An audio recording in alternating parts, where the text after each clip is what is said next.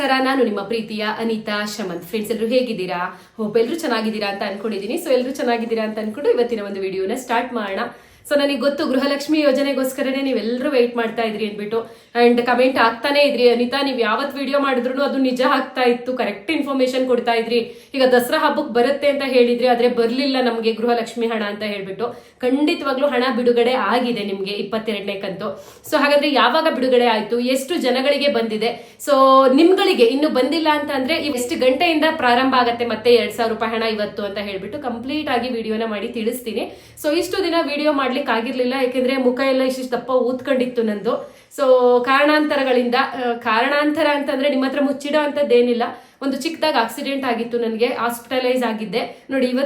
ಈಗ ಹಾಸ್ಪಿಟಲ್ ಇಂದ ಬಂದು ಸ್ನಾನ ಮಾಡಿ ಇವತ್ತೇ ಫ್ರೆಶ್ ಅಪ್ ಆಗಿರೋದು 4 ದಿನದಿಂದ. ಸೊ ಇವಾಗ ಕುತ್ಕೊಂಡು ನಿಮ್ಗೋಸ್ಕರನೇ ನಾನು ಕೂಡ ವಿಡಿಯೋ ಮಾಡ್ತಾ ಇದ್ದೀನಿ. ಸೊ ನನಗೇನಾಗಿತ್ತು ಅನ್ನೋದ್ರ ಬಗ್ಗೆ ವಿಡಿಯೋ ಕೊನೆಯಲ್ಲಿ ಹೇಳ್ತೀನಿ. ಸೊ ನಿಮ್ಗಳಿಗೆ ಹೇಳಲೇಬೇಕು, ನನಗೆ ಅದೇನು ಮುಚ್ಚಿಡ್ಕೊಳಕ್ ಆಗದೇ ಇಲ್ಲ. ಸೊ ನಮ್ಮ ರಿಲೇಟಿವ್ಸ್ ಹತ್ರನೂ ಇದುವರೆಗೂ ಶೇರ್ ಮಾಡಿಲ್ಲ ನನಗೆ ಆಕ್ಸಿಡೆಂಟ್ ಆಗಿತ್ತು ಅಂದ್ಬಿಟ್ಟು. ಆದ್ರೆ ನಿಮ್ಮ ಹತ್ರ ಹೇಳ್ತೀನಿ, ಯಾಕಂದ್ರೆ ನೀವು ಎಚ್ಚರಿಕೆಯಿಂದ ಇರಬೇಕು. ಹಿಂಗಾಗತ್ತೆ ಅಂತಾನೆ ನಾನು ಅನ್ಕೊಂಡು ಇರ್ಲಿಲ್ಲ, ಕನ್ಸಲ್ಲೂ ಆಕ್ಸಿಡೆಂಟ್ ಅನ್ನೋದು ನೋಡಿರ್ಲಿಲ್ಲ. ಸೊ ಇರ್ಲಿ, ತಡ ಮಾಡೋದು ಬೇಡ. ಫಸ್ಟು ಗೃಹಲಕ್ಷ್ಮಿ ಬಗ್ಗೆ ಹೇಳ್ಬಿಡ್ತೀನಿ. ಅದಾದ ನಂತರ ನನ್ನ ಒಂದು ಪರ್ಸನಲ್ ವಿಷಯದ ಬಗ್ಗೆ ನಿಮ್ಮ ಹತ್ರ ಶೇರ್ ಮಾಡ್ಕೋತೀನಿ, ಸರಿನಾ? ಸೊ ಓಕೆ ಫ್ರೆಂಡ್ಸ್, ಹಾಗಾದ್ರೆ ವಿಡಿಯೋನ ಸ್ಟಾರ್ಟ್ ಮಾಡೋಣ. ಅಂಡ್ ಅದಕ್ಕಿಂತ ಮುಂಚೆ ಪ್ರತಿ ವಿಡಿಯೋದಲ್ಲಿ ಕೇಳ್ತೀರಾ ನಾನು ಹಾಕೋ ಡ್ರೆಸ್ ಬಗ್ಗೆ, ಯಾಕೆಂದ್ರೆ ತುಂಬಾ ಕಡಿಮೆ ದುಡ್ಡಿರುತ್ತೆ, ನೋಡ್ಲಿಕ್ಕಂತೂ ತುಂಬಾ ಚೆನ್ನಾಗಿರ್ತವೆ ಡ್ರೆಸ್ಗಳು. ಅಂಡ್ ತುಂಬಾ ಒಳ್ಳೆ ಕ್ವಾಲಿಟಿ ಡ್ರೆಸ್ಗಳು. ಇವೆಲ್ಲ ಡೈರೆಕ್ಟ್ ಮ್ಯಾನುಫ್ಯಾಕ್ಚರರ್ಸ್ ಇಂದಾನೇ ಬರುವಂತದ್ದು, ಅಂದ್ರೆ ಮೀಶೋದಲ್ಲಿ. ಸೊ ಒಂದೊಂದು ಕ್ವಾಲಿಟಿ ಚೆನ್ನಾಗಿರಲ್ಲ, ಬಟ್ ಕೆಲವೊಂದು ಕ್ವಾಲಿಟಿ ತುಂಬಾನೇ ಚೆನ್ನಾಗಿ ಬರ್ತವೆ. ಅಂತದ್ರದ್ದು ಮಾತ್ರನೇ ನಾನು ನಿಮ್ಗೆ ಡ್ರೆಸ್ ಲಿಂಕ್ ಕೊಡುವಂತದ್ದು. ಸೊ ಇವತ್ತು ವೇರ್ ಮಾಡಿರುವಂತ ಈ ಪಾಚಿ ಗ್ರೀನ್ ಕಲರ್ ಡ್ರೆಸ್ ಏನಾದ್ರು ನಿಮ್ಗೆ ಲಿಂಕ್ ಬೇಕು ಮೀಶೋದಲ್ಲಿ ತಗೊಂಡಿರೋದು ಅಂತ ಹೇಳಿದ್ರೆ ತುಂಬಾ ಕಡಿಮೆ ದುಡ್ಡು. ಸೊ ಬರೀ ಒಂದು 550 ರೂಪಾಯಿ ಏನೋ ಕೊಟ್ಟು ತಗೊಂಡಿದ್ದು ನಾನು. ಸೊ ಇವತ್ತಿನ ಕಮೆಂಟ್ ಬಾಕ್ಸ್ ನಲ್ಲಿ ನಾನು ಲಿಂಕ್ ಕೊಟ್ಟಿರ್ತೀನಿ, ಆ ಲಿಂಕ್ ಮೇಲೆ ಕ್ಲಿಕ್ ಮಾಡಿ ಮೀಶೋ ಡ್ರೆಸ್ ಲಿಂಕ್ ಅಂತ ಹೇಳ್ಬಿಟ್ಟು ನಿಮ್ಗೆ ಏನಾದ್ರು ಇಷ್ಟ ಆಯ್ತು ಅಂದ್ರೆ ಖಂಡಿತ ಪರ್ಚೇಸ್ ಮಾಡ್ಕೊಳ್ಳಿ. ಯಾಕೆಂದ್ರೆ ಹೊರಗಡೆ ನಾವು ಯಾವುದೇ ಅಂಗಡಿನಲ್ಲಿ ತಗೋತೀವಿ ಅಂತ ಅಂದ್ರೆ ಮಿನಿಮಮ್ ಅಂದ್ರೂ 1,000 ರೂಪಾಯಿ ಮೇಲೆ ಇರುತ್ತೆ ಈ ಡ್ರೆಸ್. ಓಕೆನಾ? ಸೊ ಓಕೆ ಫ್ರೆಂಡ್ಸ್, ಹಾಗಾದ್ರೆ ವಿಡಿಯೋ ಸ್ಟಾರ್ಟ್ ಮಾಡೋದಕ್ಕಿಂತ ಮುಂಚೆ ನೀವಿನ್ನು ನಮ್ಮ ಚಾನಲ್ಗೆ ಸಬ್ಸ್ಕ್ರೈಬ್ ಆಗದೆ ನೋಡ್ತಾ ಇದ್ದೀರಾ ಅಥವಾ ಹೊಸದಾಗಿ ಯಾರಾದ್ರೂ ನಮ್ಮ ಚಾನಲ್ ನೋಡ್ತಾ ಇದ್ದೀರಾ ಅಂದ್ರೆ ಅನಿತಾ ಶಮಂತ್ ಯೂಟ್ಯೂಬ್ ಚಾನಲ್ ಹಾಗೆ ಪುಣ್ಯ ಶಮಂತ್ ಯೂಟ್ಯೂಬ್ ಚಾನಲ್ಗೆ ಸಬ್ಸ್ಕ್ರೈಬ್ ಮಾಡೋದನ್ನ ಮರಿಬೇಡಿ. ಅಂಡ್ ಈಗಾಗಲೇ ಯಾರೆಲ್ಲ ಸಬ್ಸ್ಕ್ರೈಬ್ ಮಾಡಿದ್ದೀರಾ ಅವ್ರಿಗೆಲ್ರಿಗೂ ಕೂಡ ಥ್ಯಾಂಕ್ ಯು ಸೋ ಮಚ್ ಅಂತ ಹೇಳ್ತಾ ಬಟ್ ಅಂತ ವಿಡಿಯೋನ ಸ್ಟಾರ್ಟ್ ಮಾಡೋಣ. ಸಾರಿ, ಸ್ವಲ್ಪ ಮಾತಾಡಕ್ಕೆ ಹಿಂಸೆ ಆಗ್ತಾ ಇದೆ ಅಷ್ಟೇನೆ, ತಪ್ಪು ತಿಳ್ಕೊಬೇಡಿ. ಸೊ ಗೃಹಲಕ್ಷ್ಮಿ ಯೋಜನೆ ಹಣ ಯಾವಾಗ್ಲಪ್ಪ ಬಿಡುಗಡೆ ಆಯ್ತು ಅಂತ ಅಂದ್ರೆ ನಿನ್ನೆಯಿಂದಾನೆ. ಓಕೆನಾ? ನಿನ್ನೆ 3:15ನಲ್ಲಿ ನೋಟಿಫಿಕೇಶನ್ ಕಳ್ಸಿರುವಂತದ್ದು, ಅಂದ್ರೆ ಆಲ್ರೆಡಿ ಬಿಡುಗಡೆ ಆಗೋಯ್ತು ಅಂತ ಹೇಳ್ಬಿಟ್ಟು. ಸೊ ದಯವಿಟ್ಟು ಕ್ಷಮೆ ಇರ್ಲಿ. ಅಂಡ್ ನೀವೆಲ್ಲರೂ ಕೂಡ ಇಷ್ಟು ದಿನ ಕಾಯ್ಕೊಂಡು ಬಂದ್ರಿ, ಬರುತ್ತೆ ಬರುತ್ತೆ ಬರುತ್ತೆ ಅಂದ್ಬಿಟ್ಟು. ಗೌರಿ ಹಬ್ಬ ಆಯ್ತು, ಗಣೇಶನ ಹಬ್ಬ ಆಯ್ತು, ರಾಖಿ ಹಬ್ಬ ಆಯ್ತು, ಇನ್ನು ಅದು ಇದು ಹಬ್ಬ ಎಲ್ಲ ದಾಡ್ಕೊಂಡು ಬಂದು ಆ ಹಬ್ಬಕ್ಕೆ ಕೊಡ್ತೀವಿ ಅಂದ್ರು ಅಲ್ಲೂ ಇಲ್ಲ. ಈ ಕೊನೆಗೆ ದಸರಾ ಹಬ್ಬಕ್ಕೆ ಕೊಟ್ಬಿಡ್ತೀವಪ್ಪ ಆಯುಧ ಪೂಜೆಗೆ ಅಂದ್ರು, ಅಲ್ಲಿವರೆಗೂ ನೀವು ಕಾಯಿದ್ರಿ. ಮತ್ತೆ ನಿಮಗೆ ತುಂಬಾ ಬೇಜಾರಾಯ್ತು. ಬಟ್ ಏನು ಮಾಡಕ್ಕಾಗಲ್ಲ, ಸರ್ಕಾರದಿಂದ ಅವ್ರು ಏನು ಇನ್ಫಾರ್ಮೇಶನ್ ನನಗೆ ಕೊಟ್ಟಿರ್ತಾರೋ ಆದ್ರೆ ನನಗೇನ್ ಸೆಪರೇಟ್ ಆಗಿ ಕೊಡಕ್ ಬರಲ್ಲ. ನಮ್ದೊಂದು ಟೀಮ್ ಇರುತ್ತೆ, ಅಲ್ಲಿಗೆ ನೋಟಿಫಿಕೇಶನ್ ಕಳಿಸ್ತಾರೆ ಅಷ್ಟೇನೆ. ಸೊ ಅದನ್ನ ನೋಡಿ ನಾನು ನಿಮ್ಗೆ ವಿಡಿಯೋ ಮಾಡುವಂತದ್ದು. ಸೊ ಕಳ್ಸಿದ್ರು, ಬಟ್ ಬಂದಿರ್ಲಿಲ್ಲ. ಅದಕ್ಕೋಸ್ಕರ ದಸರಾ ಹಬ್ಬ ಮುಗ್ದು ಮಾರನೇ ದಿನಾನೇ ಅಂದ್ರೆ ಬೆಳಿಗ್ಗೆನೆ ನಿಮ್ಗೆ ಗೃಹಲಕ್ಷ್ಮಿ ಹಣವನ್ನ ಅವರು ಹಾಕಿದ್ದಾರೆ ಸರ್ಕಾರದಿಂದ. ಅಂದ್ರೆ ನಿನ್ನೆ 3:15 ಬಿಡುಗಡೆ ಪ್ರಾರಂಭ ಆಯ್ತು. ಸೊ ನಿನ್ನೆ ದಿನ ಎಷ್ಟು ಜನಕ್ಕೆ ಬಂದಿದೆ ಹಂಗಾದ್ರೆ ಅಂತ ಕೇಳೋದಾದ್ರೆ ಎಲ್ಲಾ ಜಿಲ್ಲೆಯ ಜನಗಳಿಗೂ ಕೂಡ ಹಾಕಿದ್ದಾರೆ. ಓಕೆನಾ? ಹಂಗಂತ ಎಲ್ಲಾ ಜಿಲ್ಲೆ ಜನ ಅಂತ ಅಂದ್ರೆ ಇರೋ ಬರೋ 1,25,00,000 ಜನಗಳಿಗೂ ಹಾಕಿಲ್ಲ ಇಲ್ಲಿ ಮಹಿಳೆಯರಿಗೆ, ಸ್ವಲ್ಪ ಜನಗಳಿಗೆ. ಸೊ ಒಂದೊಂದು ಜಿಲ್ಲೆಯಲ್ಲಿ 2,000 ಜನ, 3,000 ಜನ, ಸೊ ಈ ರೀತಿಯಾಗಿ ಹಾಕೊಂಡು ಹೋಗಿರೋದ್ರಿಂದ ನಿಮ್ಗೆ ಇದುವರೆಗೂ 20,000 ಜನಗಳಿಗೆ ನಿನ್ನೆ ದಿನ ಗೃಹಲಕ್ಷ್ಮಿ ಹಣ ಖಂಡಿತವಾಗ್ಲೂ ಬಂದಿದೆ. ಬಟ್ ಗೊತ್ತಿಲ್ಲ ನೀವು ಯಾರ್ಯಾರು ಕಮೆಂಟ್ ಮಾಡ್ತೀರಾ ಇವಾಗ ಅಂತ ಹೇಳ್ಬಿಟ್ಟು. ದಯವಿಟ್ಟು ನೀವು ನಿನ್ನೆನೆ ಆಲ್ರೆಡಿ ರಿಸೀವ್ ಮಾಡ್ಕೊಂಡಿರೋರು ಇದೀರಾ ಗೃಹಲಕ್ಷ್ಮಿ 2,000 ರೂಪಾಯಿ ಹಣ ನೋಡಿದ್ರೆ, ಸೊ ಕಮೆಂಟ್ ಮಾಡೋದನ್ನ ಮರಿಬೇಡಿ. ನಿಮ್ಮ ಕಮೆಂಟ್ ನನ್ಗೆ ಅತಿ ಮುಖ್ಯ. ಓಕೆನಾ? ಯಾಕೆಂದ್ರೆ ನಮ್ಮ ವಿಡಿಯೋನ ಲಕ್ಷಾಂತರ ಜನ ನೋಡ್ತಾ ಇರ್ತಾರೆ. ಸೊ ನೀವು ಕಮೆಂಟ್ ಹಾಕ್ತಾಗ ಅನಿತಾ ಮೇಡಮ್ ಹೇಳಿದ್ ನಿಜನಪ್ಪ, ಬಂದಿದೆ ನೋಡಿ, ಇವರೆಲ್ಲ ಕಮೆಂಟ್ ಹಾಕ್ತಾ ಇದ್ದಾರೆ, ಬಂದಿದೆ ಹಂಗಾದ್ರೆ ನಿನ್ನೆ ಅಂತ ತಿಳ್ಕೊತಾರೆ. ನನ್ನ ಮಾತಿಗಿಂತ ನಿಮ್ ಕಮೆಂಟೇ ಅವರಿಗೆ ಸ್ವಲ್ಪ ನಂಬಿಕೆ ಜಾಸ್ತಿ ಅಂತಾನೆ ಅನ್ಸುತ್ತೆ ನನ್ಗೆ. ಸೊ ಹಂಗಾಗಿ ಯಾರಿಗೆಲ್ಲ ನಿನ್ನೆ ಬಂತು ಕಮೆಂಟ್ ಹಾಕೋದನ್ನ ಮರಿಬೇಡಿ. ಅಂಡ್ 3:15ನಲ್ಲಿ ಏನು ರಿಲೀಸ್ ಆಯ್ತಲ್ವಾ ಗೃಹಲಕ್ಷ್ಮಿ 2,000 ರೂಪಾಯಿ ಹಣ ನಿನ್ನೆ ದಿನ, ಅದು ಏನಾಯ್ತು ಅಂದ್ರೆ ನೈಟ್ ಕೂಡ ಹಾಕಿದ್ದಾರೆ. ಅಂದ್ರೆ 7 ಗಂಟೆ ಆಗಿರ್ಬೋದು, 7:30, ಸಂಜೆ 6 ಗಂಟೆ, ಸಂಜೆ 4 ಗಂಟೆ, ನೈಟ್ 8:00-8:00ವರೆಗೂ ಕೂಡ ನಿಮ್ಗೆ ಗೃಹಲಕ್ಷ್ಮಿ ದುಡ್ಡು ಬಂದಿದೆ. ಮೇ ಬಿ ನೀವು ಚೆಕ್ ಮಾಡ್ಕೊಂಡಿರ್ತೀರೋ ಇಲ್ವೋ ಗೊತ್ತಿಲ್ಲ. ಈಗ ಈ ವಿಡಿಯೋ ನೋಡಿದ್ರಿ ಅಲ್ವಾ, ಒಂದ್ಸತಿ ನಿಮ್ ಬ್ಯಾಂಕ್ ಬ್ಯಾಲೆನ್ಸ್ ನ ಚೆಕ್ ಮಾಡ್ಕೊಂಡು ನೋಡಿ, ನಿನ್ನೆ ಏನಾದ್ರು 2,000 ರೂಪಾಯಿ ನೈಟ್ ಏನಾದ್ರು ಬಂದಿದ್ಯಾ ಅನ್ಬಿಟ್ಟು. ಖಂಡಿತವಾಗ್ಲೂ ತುಂಬಾ ಜನಗಳಿಗೆ, 20,000-30,000 ಜನಗಳಿಗಂತೂ ಖಂಡಿತ ಬಂದಿರತ್ತೆ. ಸೊ ಬಂದಿರೋರಿದ್ರೆ ಕಮೆಂಟ್ ಹಾಕೋದನ್ನ ಮರಿಬೇಡಿ. ಹೋಪ್ ನಿಮ್ಗೂ ಖುಷಿ ಆಗತ್ತೆ ಅನ್ಕೊಂಡಿದೀನಿ. ಅಂಡ್ ಇವಾಗ ಓಕೆ, ಬಂದಿರೋರ್ಗೇನೋ ಖುಷಿ 20,000-30,000 ಜನಗಳಿಗೆ. ಎಕ್ಸ್ಕ್ಯೂಸ್. ಸೊ ನೆಕ್ಸ್ಟ್ ಬಂದಿಲ್ದೆ ಹೋದವ್ರು ಏನ್ ಮಾಡೋದು ಅನಿತಾ, ಹಂಗಾದ್ರೆ ಯಾವತ್ ಬರುತ್ತೆ ಅಂತ ಕೇಳೋದಾದ್ರೆ ಇವತ್ತು ಬರುತ್ತೆ. ಓಕೆನಾ, ಭಯನೇ ಬೇಡ. ಸೊ ಇವತ್ತು ಈಗ 10:30 ಸ್ಟಾರ್ಟ್ ಆಗ್ತಾ ಇದೆ. ಓಕೆನಾ, 10:30 ಸಂಜೆ ನಿಮ್ಗೆ 9:30 ಒಳಗಡೆ ಮಿನಿಮಮ್ ಅಂತಂದ್ರು 50% ಜನಗಳಿಗೆ ಇವತ್ತು ಕ್ಲಿಯರ್ ಮಾಡೇ ಮಾಡ್ತೀವಿ ಅಂತ ಹೇಳಿ ತಿಳಿಸಿದ್ದಾರೆ. ಓಕೆನಾ, ಸೊ ಖಂಡಿತವಾಗ್ಲೂ ಬರುತ್ತೆ, ವೆಯ್ಟ್ ಮಾಡ್ತಾ ಇರಿ. ಬಂದಾಗ ನೀವುಗಳು ಅಷ್ಟೇ ಇವತ್ತು ಯಾರ್ಯಾರಿಗೆ ಹಣ ಬರುತ್ತಾ ಅವರು ಕೂಡ ಕಮೆಂಟ್ ಹಾಕೋದನ್ನ ಮರಿಬೇಡಿ, ಆಯ್ತಾ. ಸೊ ಇಷ್ಟು ದಿನ ಕಾಯ್ದಿದ್ಕೆ ನಿಮ್ಮ ಪೇಷನ್ಸ್ಗೆ ಹ್ಯಾಟ್ಸ್ ಆಫ್ ಹೇಳ್ತೀನಿ. ಯಾಕೆಂದ್ರೆ ನಮಗೂ ಬೇಜಾರಾಗತ್ತೆ, ಹಣ ಬರುತ್ತೆ, ಬಂತು, ಇವತ್ತು ಹಾಕ್ತಿವಿ ನಾಳೆ ಹಾಕ್ತಿವಿ ಅಂತ ಲಕ್ಷ್ಮೀ ಹೆಬ್ಬಾಳ್ಕರ್ ಮೇಡಮ್ ಅವರು ಇತ್ತೀಚೆಗಂತೂ ಸುಳ್ಳಿನ ಮೇಲೆ ಸುಳ್ಳು ಹೇಳ್ತಾನೆ ಇದ್ದಾರೆ. ಅವ್ರ ಸುಳ್ಳನ್ನ ತಂದು ನಾವು ನಿಮ್ಗೆ ವಿಡಿಯೋದಲ್ಲಿ ಹೇಳ್ತಾ ಇರ್ತೀವಿ. ನನಗೂ ಬೇಜಾರಾಗೋದು ನೀವು ಕಮೆಂಟ್ ಹಾಕ್ದಾಗ, ನೀವು ಇಷ್ಟು ದಿನ ಹೇಳೋದು ಕರೆಕ್ಟಾಗಿ ಬರ್ತಿತ್ತು, ಈಗ ನೀವು ಸುಳ್ಳು ಹೇಳೋದು ಕಲ್ತ್ಬಿಟ್ಟಿದ್ದೀರಾ ಅಂತ ಹೇಳ್ಬಿಟ್ಟು. ಖಂಡಿತ ಸುಳ್ಳು ನಾನು ಹೇಳ್ತಾ ಇರಲ್ಲ, ಸರ್ಕಾರ ಏನ್ ಹೇಳುತ್ತೋ ಅದನ್ನ ನಾನು ಹೇಳ್ತಾ ಇರ್ತೀನಿ ಅಷ್ಟೇನೆ.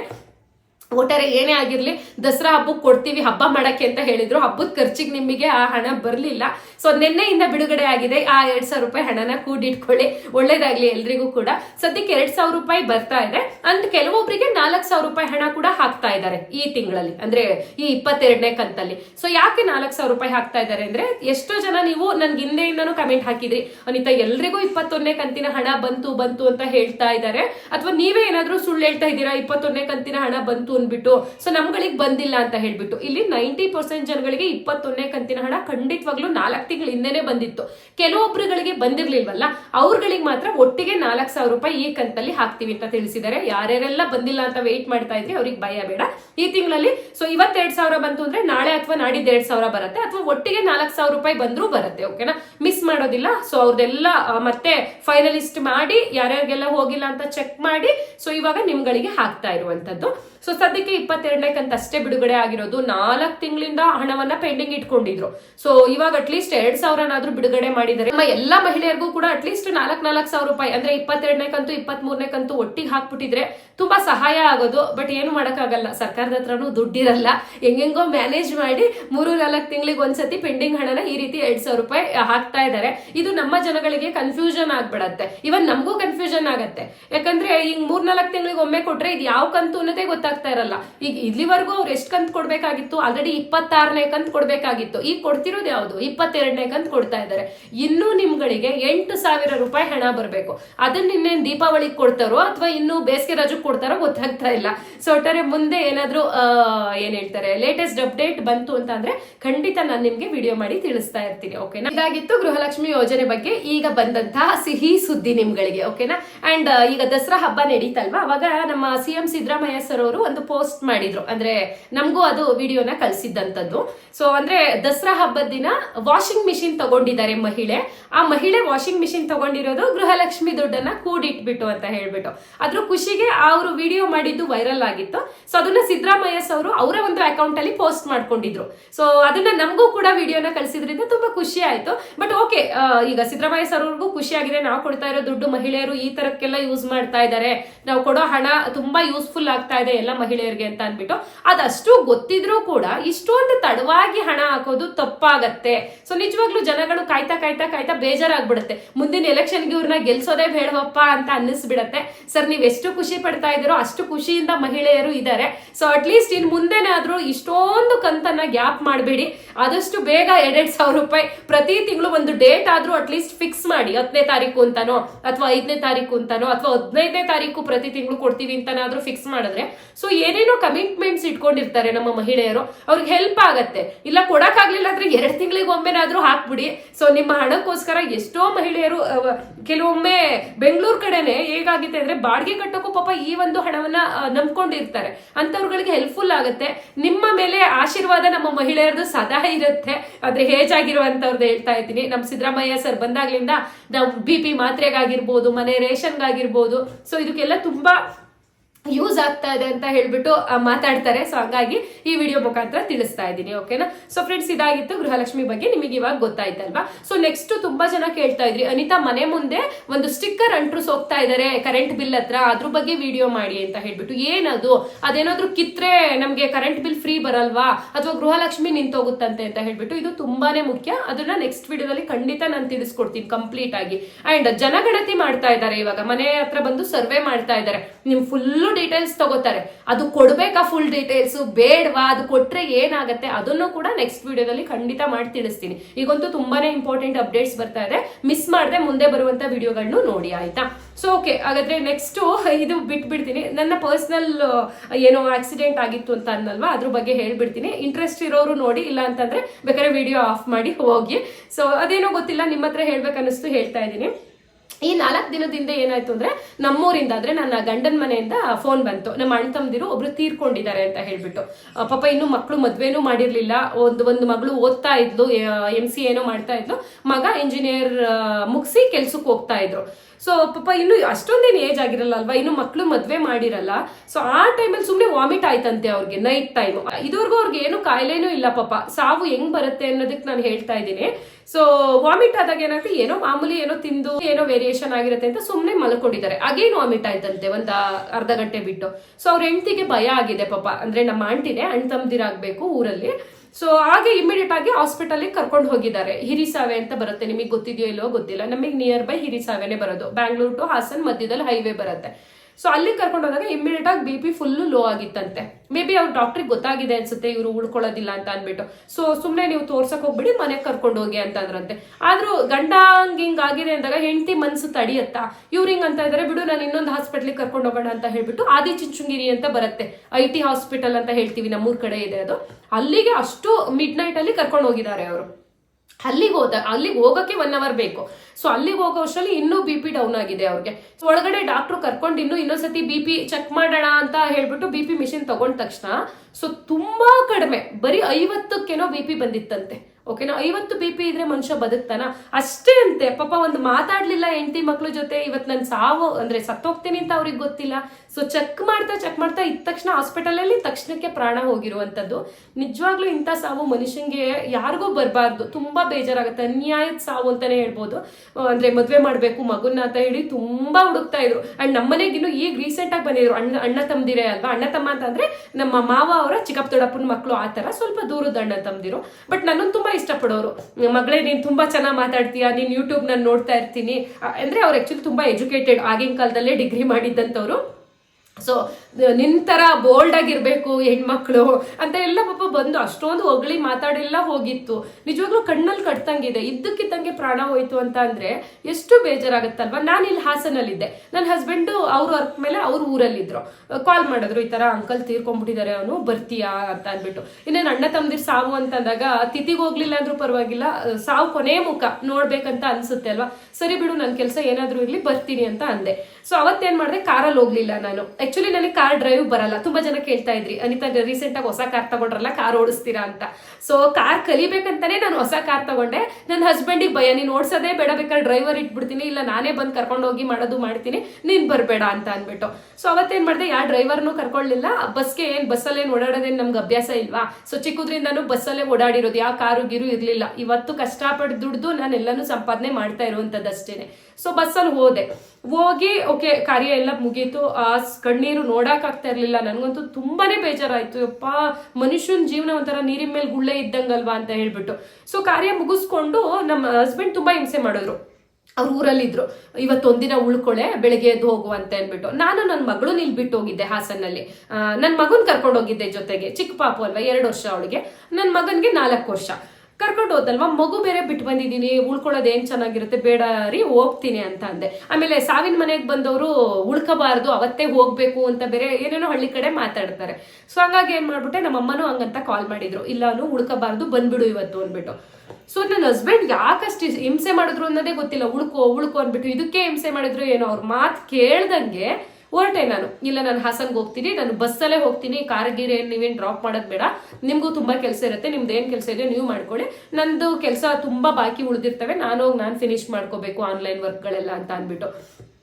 ಸೊ ಅಂದ್ರೆ ನಾವೇನ್ ಹಸ್ಬೆಂಡ್ ಅಂಡ್ ವೈಫ್ ಯಾವಾಗ್ಲೂ ಜೊತೆಗೆ ಇರಲ್ಲ, ಪ್ರೀತಿ ಜಾಸ್ತಿ ಇರುತ್ತೆ. ಆದ್ರೆ ವರ್ಕ್ ಮೇಲೆ ಡಿಪೆಂಡ್ ಅಲ್ವಾ. ಅವ್ರ ಕೆಲಸ ಅವ್ರಿಗೆ ಮುಖ್ಯ, ನನ್ನ ಕೆಲಸ ನನಗೆ ಮುಖ್ಯ. ಸೊ ಹಂಗಾಗಿ ಅವ್ರ ವರ್ಕಿಗೆ ಅವ್ರು ಹೋಯ್ತಾರೆ, ನನ್ನ ವರ್ಕಿಗೆ ನಾನು ಬೇರೆ ಕಡೆ ಇರ್ತೀನಿ. ಸೊ ಸರಿ ಡ್ರಾಪ್ ಮಾಡ್ತೀನಿ ಬಾ ಅಂದ್ಬಿಟ್ಟು ದಿಡ್ಗಕ್ಕೆ ಕರ್ಕೊಂಡ್ ಬಂದ್ರು. ದಿಡ್ಗ ಅಂತ ಕೇಳಿದ್ದೀರಾ ಅನ್ಸುತ್ತೆ, ಟೌನ್ ಅದು, ನಮ್ಮ ಊರ ಹತ್ರನೇ ಬರುತ್ತೆ. ಸೊ ಹೆಂಗ್ ಬಂದೆ ಅಂದ್ರೆ, ಒಂದು 2:30 ಬಸ್ಸು ಅಂದ್ರೆ ದಿಡ್ಗಾಟು ಹಾಸನ್ನು 2:30 ಬಸ್ ಇತ್ತು, ನೇರವಾಗಿ ಬರುತ್ತೆ, ಅಲ್ಲಿ ಇಲ್ಲಿ ಇಳ್ಕೊಳಂಗಿಲ್ಲ. ಅದಕ್ಕೆ ಹೋಗ್ಬಿಡು ನೀನು, ಹಂಗಾದ್ರೆ ಬೇಗನೂ ಹೋಗ್ತೀಯ ಅಂತ ಕರ್ಕೊಂಡ್ಬಂದ್ರು. ಅದು 2:30 ಬರೋದು, 3 ಗಂಟೆ ಆದ್ರೂ ಬರ್ಲೇ ಇಲ್ಲ ಅವತ್ತು ಬಸ್ಸು. ನೋಡಿ ಅಲ್ಲೂ ನನಗೆ ತೋರಿಸಿದೆ, ಆದ್ರೂ ನನ್ಗೆ ಅರ್ಥ ಆಗಿಲ್ಲ ಅವತ್ತು ಹಣೆ ಬರ ನಂದೇನಿತ್ತು ಅಂದ್ಬಿಟ್ಟು. ಸೊ ನಾನೇನ್ ಮಾಡ್ದೆ, ಇಲ್ಲ ನಾನು ಬಸ್ ಬರ್ಲಿಲ್ವಾ, ಹಾಗಾದ್ರೆ ಆಟೋ ಮಾಡಿ ನಾನು ನಿರೀಸಾವೆ ಕಳ್ಸಿ, ಸೊ ಇವಳೇನ್ ಇಷ್ಟ ಆಟ ಮಾಡ್ತಾಳಲ್ಲ ಅಂದ್ಬಿಟ್ಟು ಅವರು ಸರಿ ಹೋಗಪ್ಪ ಅಂತ ಅಂದ್ಬಿಟ್ಟು ಆಟೋ ಕೂರ್ಸಿದ್ರು. ಆಟೋದಲ್ಲಿ ಹತ್ಕೊಂಡು ಹೋಗ್ತಾ ಇದ್ದೆ. ಒಂದ್ 5 ನಿಮಿಷನೂ ಆಗಿಲ್ಲ, ಮುಂದೆ ಮೂವ್ ಆಯ್ತು ಆಟೋ. 5 ನಿಮಿಷನೂ ಆಗಿಲ್ಲ, ನಾನು ಆಟೋ ಹತ್ತಿ ಮುಂದೆ ಹೋದೆ. ಮುಂದೆ ಹೋಗ್ತಾ ಹೋಗ್ತಾ ಆ ಕಡೆಯಿಂದ ಬಸ್ ಬರತ್ ಕಾಣಿಸ್ತು, ಅಂದ್ರೆ ಡೈರೆಕ್ಟ್ ಹಾಸನಿಗೆ ಹೋಗೋವಂತ ಬಸ್ಸು ದಿಡ್ಗದಿಂದಾನೇ ಹೋಗುತ್ತಲ್ಲ, ಆ ಬಸ್ ಕಾಣಿಸ್ತು. ನಾನು ಆ ಬಸ್ಗೆ ಅಲ್ವಾ ವೆಯ್ಟ್ ಮಾಡ್ತಾ ಇದ್ದಿದ್ದು. ಸರಿ ಬಂದ್ಬಿಡ್ತಲ್ಲ ಅಣ್ಣ, ಆಟೋ ನಿಲ್ಲಿಸ್ತೀರಾ ಸ್ವಲ್ಪ, ನಾನು ಆ ಬಸ್ಸಿಗೆ ವೆಯ್ಟ್ ಮಾಡ್ತಾ ಇದ್ದೆ ಅಂದ್ರೆ ಅವ್ರು ಅಂದ್ರು, ಈ ಬಸ್ ಸಿಗಲ್ಲ ಮೇಡಮ್, ಇಲ್ಲಿಂದ ಮತ್ತೆ ನೀವು ದಿಡ್ಗಕ್ಕೆ ಹೋಗೋವಷ್ಟರಲ್ಲಿ ಬಸ್ಸೇ ಹೊಟ್ಟೋಗ್ಬಿಟ್ಟಿರುತ್ತಲ್ವಾ ಅಂದ್ರು. ಇಲ್ಲ ನನ್ನ ಮನೆಯವ್ರು ಬಂದು ಕರ್ಕೊಂಡು ಹೋಗ್ತಾರೆ ನನ್ನ, ಅವರು ಬೈಕಲ್ಲಿ ಬಂದಿದ್ದಾರೆ, ಇಲ್ಲೇ ಪೆಟ್ರೋಲ್ ಹಾಕಿಸ್ತೀನಿ ಅಂತಿದ್ರು, ನಾನು ಫೋನ್ ಮಾಡ್ತೀನಿ ಅವ್ರಿಗೆ, ಬಂದು ಕರ್ಕೊಂಡು ಹೋಗ್ತಾರೆ ಅಂದ್ರೆ.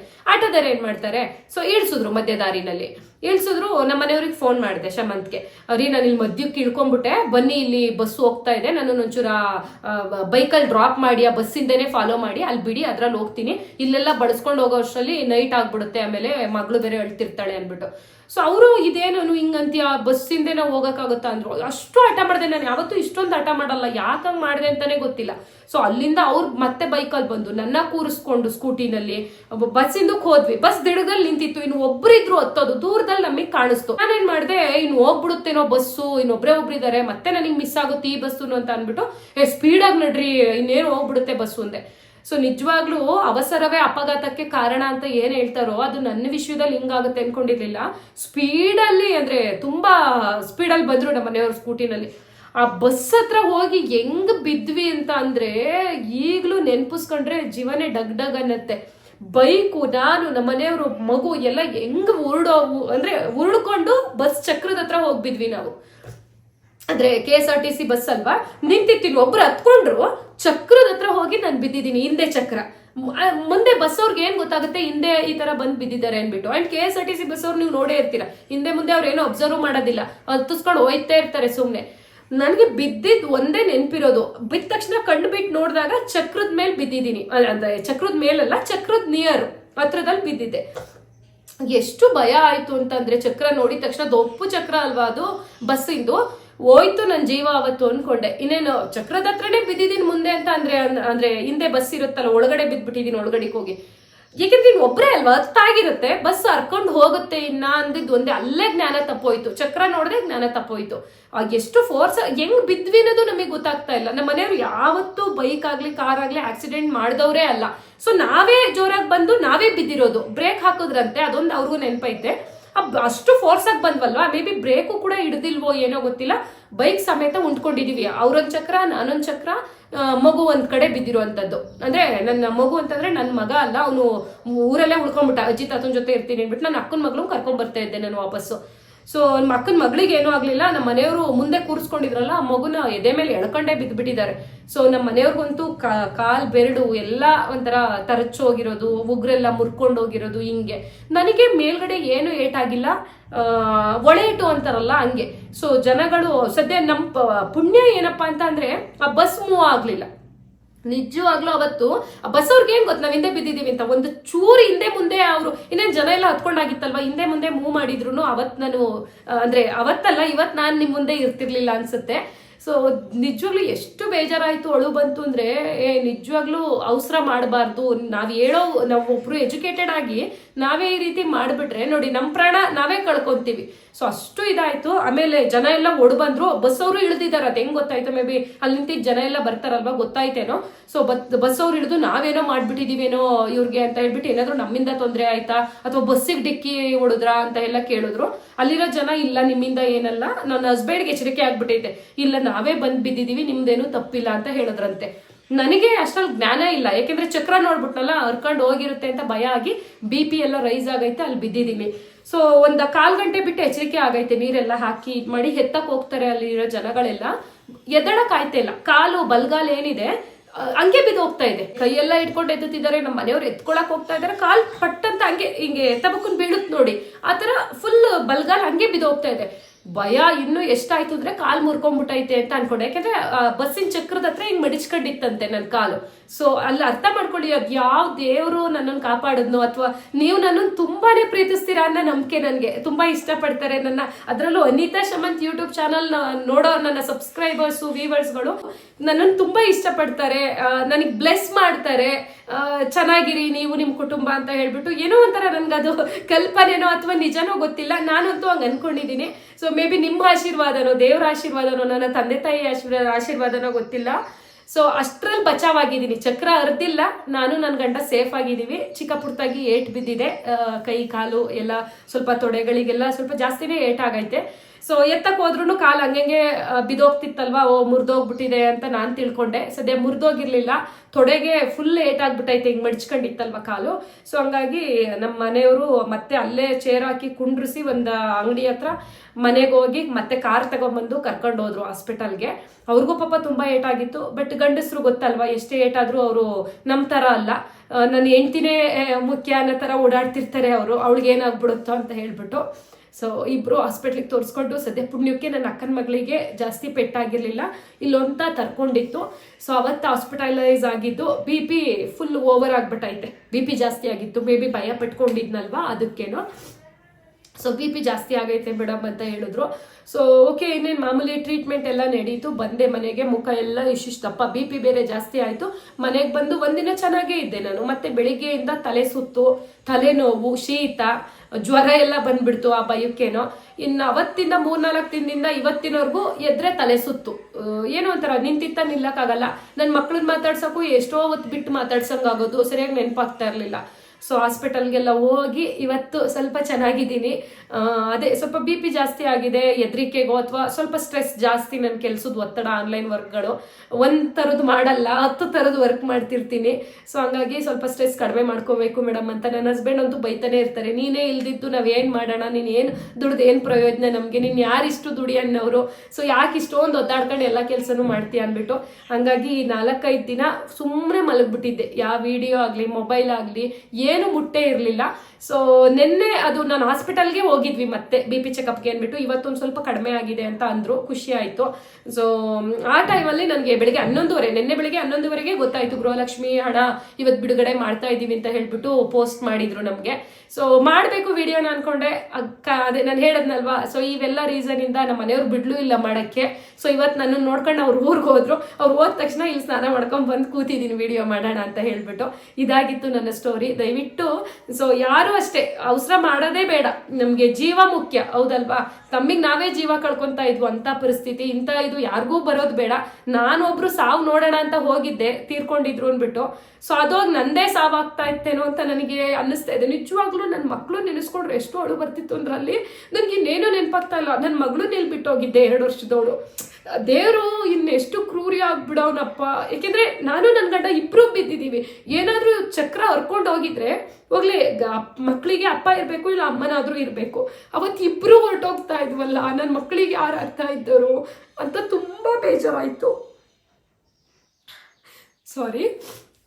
ನನ್ನ ಮಗ ಅಜ್ಜಿ ತಾತನ ಹತ್ರ ಬಿಟ್ಟೆ ಊರಲ್ಲೇ, ನನ್ನ ಮಗಳು ನಮ್ಮ ಅಮ್ಮನ ಹತ್ರ ಬಿಟ್ಟು ಹೋಗಿದ್ದೆ.